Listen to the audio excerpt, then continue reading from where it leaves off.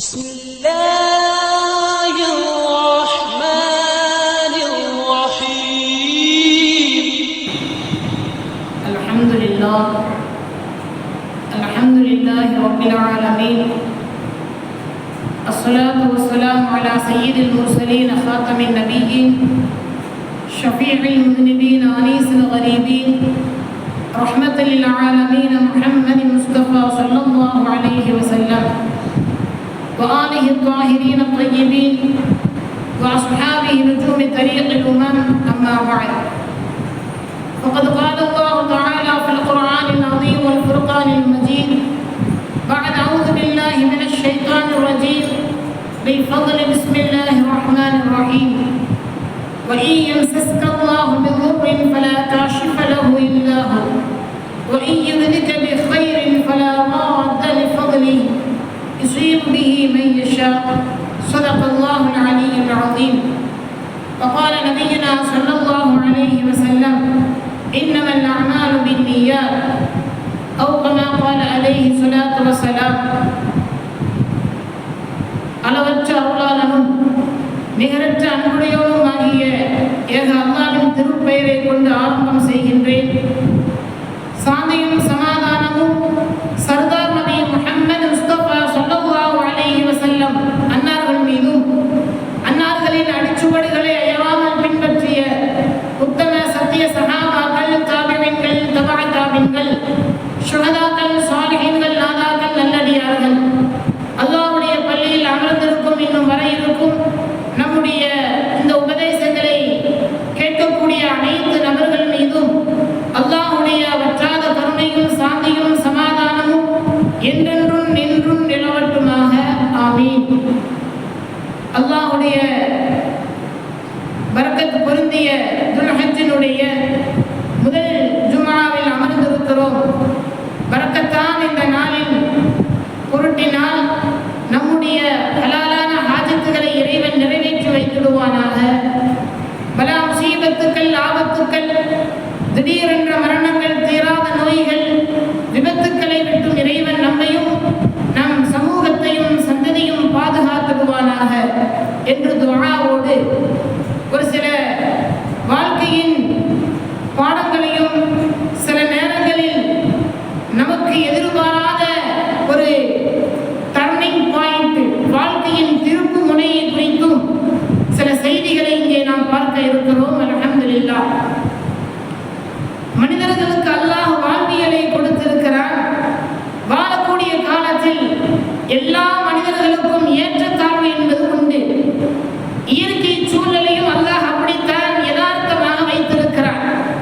இரவு என்றால் இருள் என்றால் பகல் என்று வெளிச்சம் ஏற்படுகிறது. மேடு என்றால் பள்ளம் என்று ஒன்று அல்லாஹ் வைத்திருக்கிறான். அதே போலதான் தோல்வி என்றால் சில நேரங்களில் வெற்றியும் அல்லாஹ் வைத்திருக்கிறான். அதுபோல வாழ்க்கையில் ஒரு மனிதனுடைய முன்னேற்ற பாதையும் தொடர்ந்து போய்கொண்டே இருக்கும் என்று யாராலும் சொல்ல முடியாது. அதே போல ஒரு மனிதன் அடிக்கு மேல் அடி வாழ்க்கையின் முழுமையாக பின்னேற்றம் என்று யாராலும் சொல்ல முடியாது. சில நேரத்தில் அவனுக்கு முன்னேற்ற பாதையை அல்லாஹ் வைத்திருக்கிறான். சில நேரத்தில் அவன் படிப்பனைக்காக வேண்டி இறைவனை கொஞ்சமாவது அவன் நினைவு கூற வேண்டும் என்பதற்காக வேண்டி அவ்வப்போது சில அடிகளையும் பின்னேற்றையும் அல்லாஹ் வைத்திருக்கிறான். இந்த ரெண்டுக்கும் மத்தியில் தான் மனிதனுடைய வாழ்க்கையை அல்லாஹ் அமைத்து வைத்திருக்கிறான். 80-90 வயதை கடந்த வயதானவர்களிடத்திலே நீங்கள் கேட்டு பார்த்தால் தெரியும். அவர்கள் என்னுடைய வாழ்க்கையில் இந்த இடத்தில் இப்படி ஒரு பெரிய மாற்றம் ஏற்பட்டது, அதற்கு பிறகுதான் என்னுடைய வாழ்க்கையில் முன்னேற்றம் அல்லது பின்னேற்றத்தை இறைவன் எனக்கு ஏற்படுத்தினான் என்ற அவருடைய வாழ்க்கையினுடைய பாடத்தை நமக்கு சொல்லித் தருவார்கள்.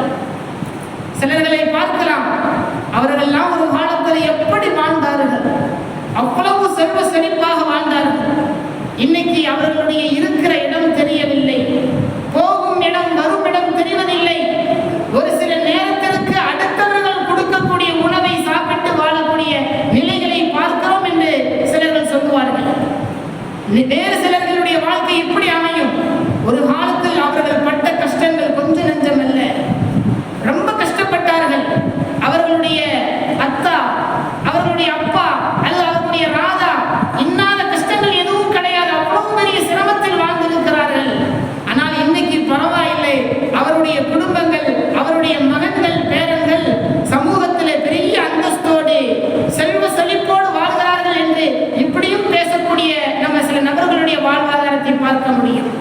அப்படி என்றால் இதுதான் யதார்த்தத்தினுடைய வாழ்க்கை. ஒவ்வொரு வாழ்க்கையிலையும் அல்லாஹ் சில நபர்களுக்கு டர்னிங் பாயிண்ட் வைத்திருக்கிறான், வாழ்க்கையின் திருப்பு முனையை வைத்திருக்கிறான். குர்ஆனில் அல்லாஹ் சொல்லுவான், அல்லாஹ் உங்களுக்கு ஏதாவது ஒரு சிரமத்தை கஷ்டத்தை அவனுடைய கலாக்கதில் இப்படித்தான் நிகழும் என்று ஏற்பாடு செய்திருந்தால் அவனை தவிர வேறு யாராலும் அதை அகற்ற முடியாது. அதே போல ஏதாவது ஒரு நன்மையை உங்களுக்கு இறைவன் இப்படி நடக்கும் என்று ஏற்பாடு செய்திருந்தால் அல்லாஹ்வுடைய அருள்கொடைகளை தடுக்கக்கூடிய எவனும் இந்த உலகத்தில் கிடையாது. இப்படிப்பட்ட ஒரு நிலையை அல்லாஹ் வைத்திருக்கிறான். அவன் நமக்கு ஏதாவது சிரமம் என்று நினைத்திருந்தால் நம்ம என்ன நினைத்தாலும் சிரமத்தை நீக்க முடியாது, யாராலும் நீக்க முடியாது. ஒருவேளை அவன் நமக்கு இப்படி நலவுகள் நடக்கும் என்று அல்லாஹ்வுடைய கலாக்கதில் ஏற்பாடு இருந்தால் அந்த நலவுகளை யாராலும் மாற்றவும் முடியாது என்கிறது குர்ஆனுடைய வசனம். வரலாற்று செய்திகளிலே பல விஷயங்களை நம்மால் பார்க்க முடியும். வாயில் இப்னு ஹுஜர் என்று சஹாபி ஒருவர் இருந்தார்.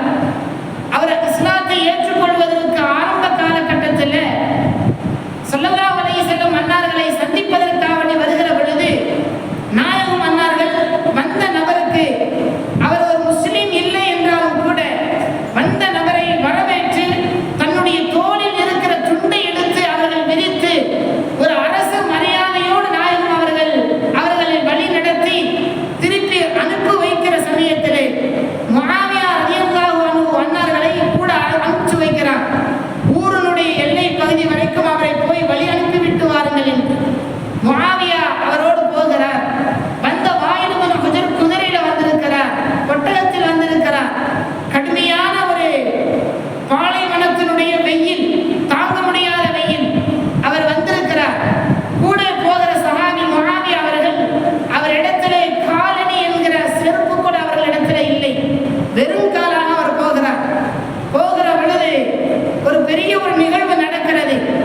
அதில் இவர் ஒட்டகத்திலே உட்கார்ந்து கொண்டிருக்கிறார், செருப்பு அணிந்து உட்கார்ந்து இருக்கிறார்.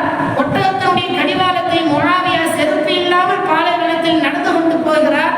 அந்த நேரத்தில் சொல்கிறார், கொஞ்சம் வெப்பம் தாங்க முடியல, சிரமமாக இருக்கிறது, உங்களுடைய ஒட்டகத்தில் கொஞ்சம் இடம் தந்தால் நானும் உங்களோடு உட்கார்ந்து ஊர் எல்லை வரைக்கும் நான் வருகிறேன் என்று அவர் கேட்கிறார். அவர் சொல்லுகிறார், எனக்கு நிகராக உட்கார்வதற்கு உனக்கு தகுதி கிடையாது என்று சொல்லிவிட்டு மறுத்து விடுகிறார். மீண்டும் கொஞ்ச நேரத்திற்கு பிறகு சொல்லுகிறார், நீங்கள் தான் ஒட்டகத்தில் அமர்ந்து வருகிறீர்கள், நீங்கள் போட்டிருக்கிற அந்த செருப்பாவது எனக்கு கொடுங்கள், நான் போட்டு வருகிறேன் என்று சொல்லுகிற பொழுது அவர் சொல்லுகிறார், என்னுடைய செருப்பை போடுவதற்கு கூட உனக்கு தகுதி இல்லை என்று மறுத்து விடுகிறார். இப்படியே நிகழ்வு முடிந்து விடுகிறது. காலங்கள் கடந்து விடுகிறது. பின்னைய ஒரு காலம் ஸல்லல்லாஹு அலைஹி வஸல்லம் காலத்திற்கு பிறகு எந்த சஹாபி செருப்பு அணியாமல் ஒட்டகத்தினுடைய கடிவாளத்தை பிடித்துக் கொண்டு வந்தார்களோ அந்த சஹாபி ஆட்சி கட்டலில் அமைச்சராக அதிபராக உட்கார்கிறார். இதே வாயில் இப்னு ஹுஜர் அவர்கள் எந்த பெருமிதத்தோடு அவர்கள் நடந்து கொண்டார்களோ அதெல்லாம் போய் கடைசியாக தனக்கு ஒரு தேவைக்காக வேண்டி இந்த மன்னரை பார்க்க வருகிறார். வரக்கூடிய நேரத்திலே ஒரு விதமான பயம், தயக்கம். ஒரு காலத்தில் இவரிடத்திலே நாம் எப்படி நடந்து கொண்டோம், இப்ப நல்ல சந்தர்ப்பம் கிடைச்சிருக்குது, அவருக்கு திருப்பி என்ன வேணாலும் செய்ய முடியும் என்ற ஒரு பயத்தோடு ஒரு திடுக்கத்தோடு அவர்கள் வருகிறார்கள். வந்தவுடனே முஆவியா ரலியல்லாஹு அன்ஹு அவர்கள் நபிகள் நாயகம் ஸல்லல்லாஹு அலைஹி வஸல்லம் சமூகத்திற்கு வருகிற பொழுது நாயகம் எப்படி அவர்களை அன்பாக அரவணைப்போடு அவர்கள் நடந்து கொண்டார்களோ மரியாதையோடு, அதே மரியாதையை கொஞ்சமும் சளைக்காமல் தன்னுடைய தோளிலே இருக்கிற துண்டை எடுத்து நாயகத்தை போலவே துண்டை எடுத்து வந்தவருக்கு விரித்து அமர வைத்தார். மரியாதையோடு நடந்து கொண்டார் என்பதெல்லாம் வரலாற்றிலே நிகழ்விலே பார்க்க முடியும். இந்த இடத்திலே நாம் பெறக்கூடிய படிப்பினை, ஒரு மனிதனுடைய வாழ்வில் அவனுக்கு செல்வம் படைத்திருக்கிறது, ஆட்சி அதிகாரம் அவனிடத்தில் இருக்கிறது, நல்ல பதவியில் இருக்கிறான், நல்ல செல்வ செழிப்போடு வாழ்கிறான் என்பதற்காக வேண்டி அவன் தன்னுடைய இஷ்டத்தின் அடிப்படையில் அவன் தன்னுடைய வாழ்க்கையை அமைத்துக் கொள்ளக்கூடாது. அவனுக்கு மேலே ஒருவன் இருக்கிறான், இறைவன். அவன் நினைத்தால்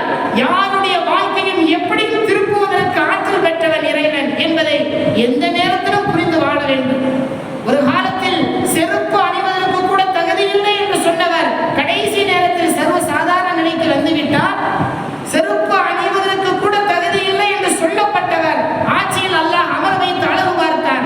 இதுதான் அல்லாஹ்வுடைய ஏற்பாடு. இது எல்லா மனிதர்களுடைய வாழ்விலும் நடக்கலாம். எல்லா நேரத்திலும் சிரமம் இருக்கும் என்று சொல்ல முடியாது. அதே போல எல்லா நேரத்திலையும் நம்ம இப்படியே இருப்போம், வறுமையிலே வாழ்வோம், பெரிய கஷ்டத்தால் ஒரு சூழ்நிலையில் இருப்போம் என்றும் சொல்ல முடியாது. அல்லாஹ் யாருக்கு எந்த நிலையில் வேணாலும் திருப்புவதற்கு வல்லமை படைத்தவன் இறைவன். ஹஜ்ரத் அப்துல்லா இப்னு மஸ்ஊத் ரலியல்லாஹு அன்ஹு அன்னாருடைய வாழ்விலே ஒரு அழகான ஒரு படிப்பினை பார்க்க முடியும். அன்னார்கள் கஅபத்துல்லாஹ்வுக்கு அருகிலே குர்ஆன் ஓதிக் கொண்டிருக்கிற பொழுது அபூஜஹல் வருகிறான். வந்து ஓங்கி ஒரு அறை வைக்கிறான். அப்துல்லா இப்னு மஸ்ஊதுடைய காதிலிருந்து ரத்தம் வருகிறது. அழுது கொண்டே ஸல்லல்லாஹு அலைஹி வஸல்லம் அன்னாரிடத்திலே செல்கிறார்கள். நாயகம் அவர்கள் ஆறுதல் சொல்லி கொஞ்சம் ஆனந்தம் அடைகிறார்கள், சிரிக்கிறார்கள். அடிபட்டு அப்துல்லா இப்னு மஸ்ஊதை பார்த்து நாயகம் சிரிக்கிறார்கள். சிரிப்புக்கு என்ன காரணம் என்று கேட்கிற பொழுது காலங்கள் பதில் சொல்லும் என்று சொல்லிவிட்டு கடந்து விட்டார்கள். இதே ஒரு காலத்தில் பத்ருடைய யுத்தம் களம் வருகிறது. அந்த யுத்த களத்திலே அபூஜஹல் அவனுடைய தலையை முழுமையாக உடம்பிலிருந்து வெட்டியவர்கள் ஹஜ்ரத் அப்துல்லா இப்னு மஸ்ஊத். அவர்களுக்கு தான் நாயகம் அவர்கள் அந்த பொறுப்பை தருகிறார்கள்.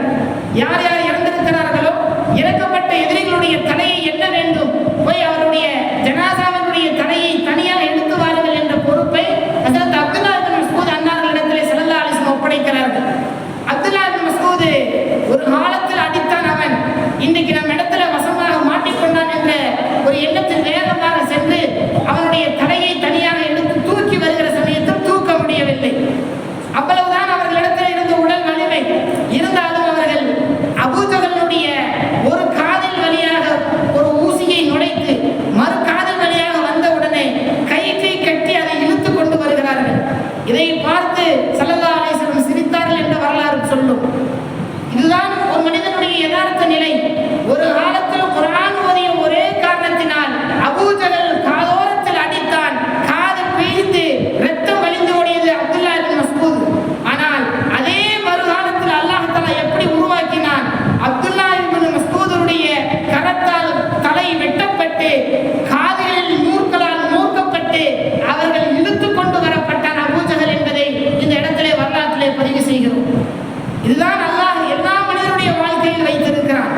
சொல்லுவாங்க, ஒருத்தருக்கு ரொம்ப பஞ்சம் கஷ்டம் என்றால், அதே சமயத்தில் ஒருத்தர் கோடீஸ்வரத்தில் அப்படியே கோடியிலே மிதக்கிறார் என்றால், வரலாற்று அடிப்படையில் வரலாற்று ஆய்வாளர்கள் ஆசிரியர்கள் சொல்லக்கூடிய நிலை 3 தலைமுறை ஒரே மாதிரியாக இருந்ததில்லை. சொல்லுவார்கள் 3 தலைமுறை ஒரே மாதிரியாக இல்லை.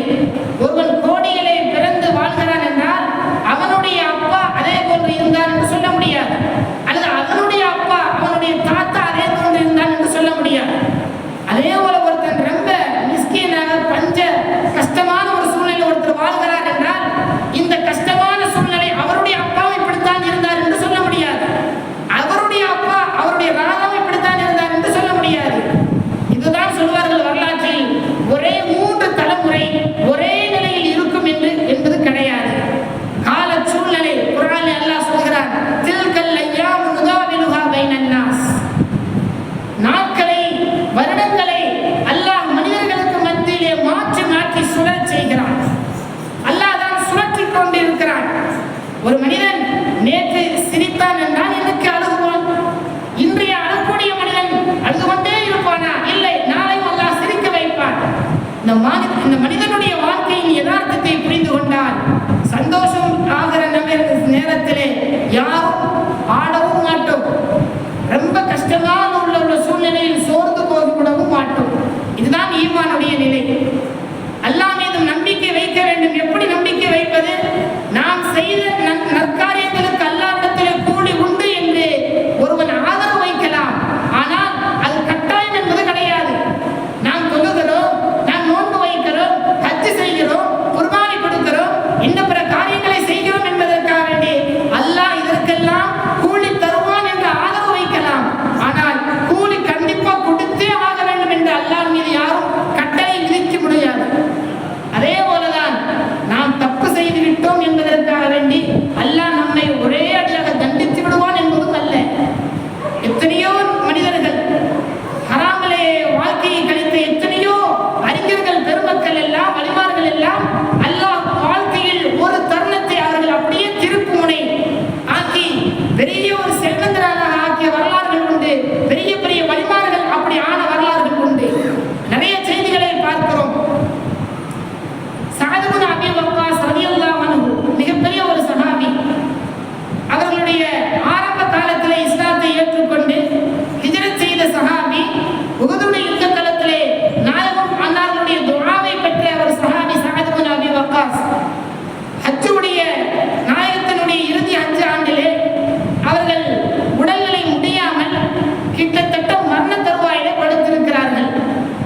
மரண தருவாயில் நிறைய சொத்து சுகங்கள் உண்டு.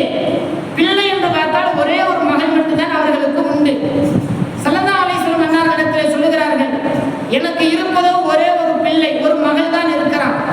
அந்த மகளுக்கு இவ்வளவு கோடிக்கணக்கான சொத்து தேவைப்படாது. அதனால் இருக்கிற சொத்துக்களை மூன்றாக பிரித்து மூன்றில் ஒரு பகுதி என்னுடைய மகள் வைத்துக் கொள்ளட்டும், மிச்சம் 2 பகுதியை நான் அல்லாஹ்வுடைய பாதைக்காக வேண்டி நான் தானமாக கொடுக்கிறேன் என்று சொல்கிற போது ஸல்லல்லாஹு அலைஹி வஸல்லம் வேண்டாம் என்று தடுத்தார்கள். வேண்டாம் என்று சொல்லிவிட்டு மீண்டும் அவர்கள் சொல்கிறார்கள், இல்லை அப்பனா என்னுடைய சொத்துல சரி பாதி என்னுடைய மகளுக்கும் மீதி பாதி இஸ்லாத்திற்கு நான் அர்ப்பணம் செய்கிறேன் என்று சொல்கிற பொழுது அதற்கும் ஸல்லல்லாஹு அலைஹி வஸல்லம் வேண்டாம் என்று தடுக்கிறார்கள். மூன்றாவதாக அவர் சொல்கிறார், என்னுடைய சொத்தில் 3இல் 2 பங்கு என் மகள் வைத்துக் கொள்ளட்டும், ஒரு பகுதி வேணா இஸ்லாத்துக்கு நான் தருகிறேன் என்று சொன்னபோது ஸல்லல்லாஹு அலைஹி வஸல்லம் இதுவே அதிகம் என்று சொல்லிவிட்டு வாங்கிக் கொண்ட வரலாறு. அவர் எந்த நேரத்தில் எப்படி எதுமாக உள்ள ஒரு சந்தர்ப்பத்தில் சொல்லுகிறார் என்றால், மரண சாசனம் அடிப்படையில் சொல்லுகிறார். மரண நேரத்தில் இன்னும் சிறிது நேரத்தில் என்னுடைய ரூஹ் பெரிய நேரம், இது மாதிரி ஒரு கட்டத்திலே ஸல்லல்லாஹு அலைஹி வஸல்லம் என்னுடைய சொத்தை இப்படி பயன்படுத்துங்கள் என்று சொல்லுகிற பொழுது ஸல்லல்லாஹு அலைஹி வஸல்லம் அவர்கள் அன்னாருடைய நெஞ்சிலே கையை வைத்து துஆ செய்கிறார்கள். அல்லாஹ் உங்களுக்கு பூரண ஷிஃபாவை தர வேண்டும் என்று துஆ செய்கிறார்கள். நபிகள் நாயகம் ஸல்லல்லாஹு அலைஹி வஸல்லம் அவருடைய துஆவின் பெரும் அருளால் பரக்கத்தால் அவர்கள் முன்னை விட ஆரோக்கியமாக வாழ்ந்தார்கள். 1 வருடம் அல்ல, 2 வருடம் அல்ல, கிட்டத்தட்ட 45 வருடம் வரைக்கும் அதற்கு பிறகு வாழ்ந்திருக்கிறார்கள். வரலாற்றில் எழுதப்படுகிறது. கொஞ்சம் யோசித்து பாருங்கள், ஒரு மனிதனுடைய வாழ்க்கையின் முடிவு எச்சு கடைசி, இதற்கு பிறகு என்னுடைய மரணம் என்று நினைக்கிற அந்த நேரத்தில் அவருடைய சகல காரியத்தையும் சொத்து சுகங்கள் எல்லாம் உட்பட எல்லாம் பிரிக்கப்பட்டு விட்டது. இதற்கு பிறகு என்னுடைய ஜனாசா மண்ணுக்கு தான் செல்லும் என்ற அடிப்படையில் பேசிய சஹாபிக்கு நாயகத்தினுடைய ஒரு வார்த்தை துஆ அப்படியே மீண்டும் 45 ஆண்டுகள் அவர்கள் இந்த உலகத்தில் வாழச் செய்தது என்றால், அதுவும் ஆரோக்கியமாக வாழ வைத்திருக்கிறார்கள் என்றால், இதுதான் அல்லாஹ்வுடைய யதார்த்தத்தினுடைய நிலை. இது ஒவ்வொருவரும் புரிந்து கொள்ள வேண்டும். எனக்கு ஏற்பட்டிருக்கிற நோய் அது தீரவே செய்யாது என்பது அல்ல, எனக்கு ஏற்பட்டிருக்கிற சந்தோஷமும் இது அப்படியே தொடர்ந்து இருக்கும் என்பதும் அல்ல. இந்த 2க்கும் மத்தியில் ஒருவன் நினைத்து வாழ்ந்தால்தான் இஸ்லாம் சொல்கின்ற அழகிய வாழ்க்கை அவனால் வாழ முடியும். நான் ஆரம்பத்திலே குறிப்பிட்டது போல சந்தோஷத்தில் ஆடுவதும் கடைசியில் அழிவை போய் சேரும். துக்கத்திலே ஒருவன் அப்படியே கடைசி வரைக்கும் கஷ்டத்தோடு அவன் வாழ்வதும் என்பது நிரந்தரம் என்பது கிடையாது. அதிலேயும் அல்லாஹ் தஆலா எவன் சிரமத்தில் பொறுமை காக்கிறானோ அவனுக்கு 2 கூலி என்கிறார்கள் ஸல்லல்லாஹு அலைஹி வஸல்லம். ஒன்று சிரமத்திற்கு, இன்னொன்று சிரமத்தில் பொறுமை காத்ததற்கு என்கிறார்கள் நபிகள் நாயகம் ஸல்லல்லாஹு அலைஹி வஸல்லம். எனவே அந்த அடிப்படையில் வாழ்க்கையை கட்டமைத்தால் இஸ்லாம் சொல்கின்ற அடிப்படையில் நம்முடைய வாழ்வு அமையும் என்பதில் எந்த விதமான சந்தேகம் இல்லை. நம்முடைய வாழ்க்கையில் எல்லா விதமான சகல நற்காரியங்களை இறைவன் ஏற்படுத்துவானாக. நாமும் பல ஹஜ்ஜுகளும் உம்ராக்களும் செய்வதற்கு அல்லாஹ் நசீபை தருவானாக. அதிகமாக குர்பானி கொடுப்பதற்கு அல்லாஹ் நசீபை ஏற்படுத்துவானாக. இந்த வருடம் யாரெல்லாம் குர்பானி கொடுக்க தயாராக இருக்கிறார்களோ அந்த கூட்டத்தில் அல்லாஹ் நம்மையும் ஆக்கி நம்முடைய குர்பானியை பரிபூர்ண குர்பானியாக அதற்குண்டான நன்மைகளை இறைவன் நமக்கும் உங்களுக்கும் ஏற்படுத்துவானாக என்று சொல்லி விடைபெறுகிறோம். வாஹிரு தஅவானா அல்ஹம்துலில்லாஹி ரப்பில் ஆலமீன்.